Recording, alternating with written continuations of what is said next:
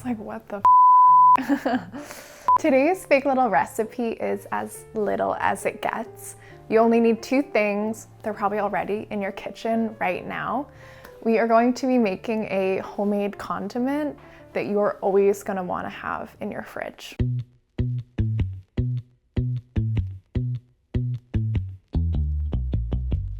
The only ingredients you'll need are garlic and olive oil. So I am peeling 3 heads of garlic. This is the hardest part of the recipe. Let's be real, it's tedious, I know. But you could think of it as tedious, or you could think of it as soothing and meditative. You could put on your favorite song or a podcast. I've gotten really into audiobooks lately. This is the perfect task for that. Now, I'm just breaking everything up with my hands. If you have a genius garlic peeling method, let me know in the comments. My favorite is just cutting off the end with a knife, peeling with my hand. Sometimes a little warm water helps kind of get away that stickiness. You could shake it in a container between 2 bowls, but let me know what you do. How do you peel a huge amount of garlic? There's no way to get around it when we are making garlic confit. And if you're wondering if you could use pre-peeled garlic, sure. I find the flavor to be a little bit more muted, but if you really, really hate peeling garlic, you might be able to work that in here. You would just have to count out the cloves to get the equivalent of 3 heads. So confit is a traditional French method of preserving meat. If it was with something classic like goose or duck, you would slowly cook the meat in its own fat, and that fat makes it taste really amazing, obviously, but then it also becomes the means of preserving the meat. But confit can be applied to a lot of things besides meat. It works with vegetables, it works with fruits. If you're doing vegetables, like we are today, oil is a great bet. It's a little bit milder than an animal fat, so whatever your ingredient is can really come through. If you're doing with something like fruit, a sugar syrup would be your confit liquid instead of the fat. Now with garlic, the oil that I've picked is olive oil.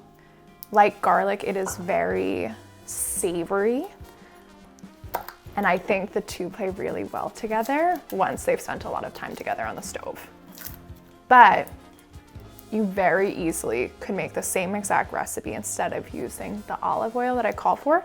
Just swap in the same quantity of a, more neutral oil like a canola, vegetable, grapeseed, whatever you have around. It'll still be very delicious. The oil will just be a little bit more milder, and instead of being like olivey, garlicky, it'll be just like more straight up garlicky. So it'll have maybe a little bit more range, which is nice. Oh, okay, they're still in their skins. Nothing happened.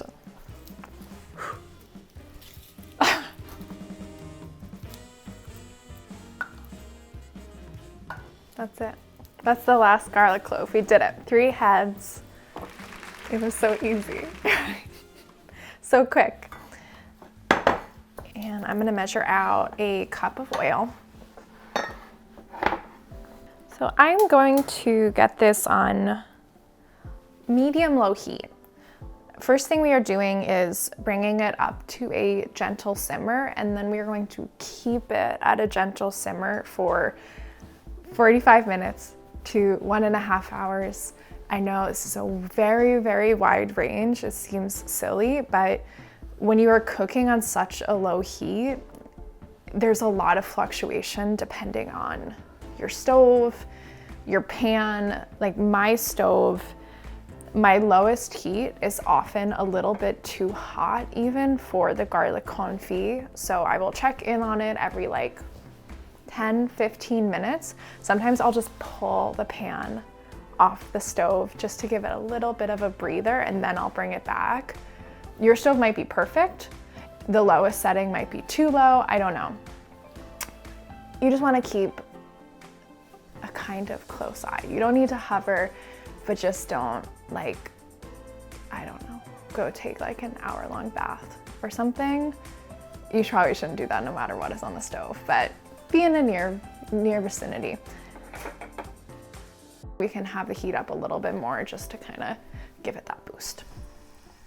We are going to stay in this zone for 45 minutes. This is the low end of the spectrum. You might end up going longer depending on your stove. And I'm gonna stay nearby. I'm gonna keep checking in on them. Sometimes it's helpful halfway through to, stir or flip them so that they get even cooking. You don't want them to get intensely browned. You want it to be like a soft golden brown. Then the cloves are really buttery and tender at the end, but we're not frying them. It's confit. It's much gentler and quieter. You could use garlic confit in so many ways once it's in your fridge. You could toss it with hot pasta and some grated pecorino or parmesan. Maybe like a few fresh herbs get tossed in there. You could blend it into a pureed soup like carrot or butternut squash or tomato. Today, I'm going to show you 3 of my favorite ways to put this to good use. This is also a great time to like this video and subscribe to our YouTube channel so we can keep cooking together. Our garlic confit has been gently simmering for a little over 45 minutes, and I would say that it is perfect. Transferring them to a clean jar, and then we'll just top them with the oil. It's really important to make sure that the oil is covering them completely. So make sure that you get a jar that's a little taller than it is wide. So this is a jar that I made last night, stuck in the fridge immediately. It is all cooled down and very ready to use. Look how happy the garlic cloves are. The first way we're using our garlic confit is your new favorite garlic bread. We are pan frying slices of sourdough in the garlicky confit oil. We're smothering it in fresh ricotta, topping it with those buttery, soft garlic cloves, little squeeze of lemon, sprinkle of chili, and a pinch of flaky salt. The second way we're going to use our garlic confit is a stupid easy vinaigrette. Mashing up the garlic cloves, adding some of that delicious confit oil, a little bit of vinegar for zing, and that's it. Toss it with whatever lettuce you have around, like little gem, radicchio, something bitter is really nice, and it's a perfect side salad. The last way we are using our garlic confit is a savory sweet mashed sweet potato. Roasted it until it was tender, peel off the skin, add some sweet buttery confit garlic cloves, some of that awesome confit oil, mash it all together, drizzle it with a little bit of honey, sprinkle it with flaky salt and coarsely ground black pepper. These are 3 of my favorite ways to use garlic confit. Luckily, I still have a little left that I'm gonna pop back in the fridge and use for the rest of the week. Let me know in the comments how you would put garlic confit to good use, and I will see you next week for another big little recipe.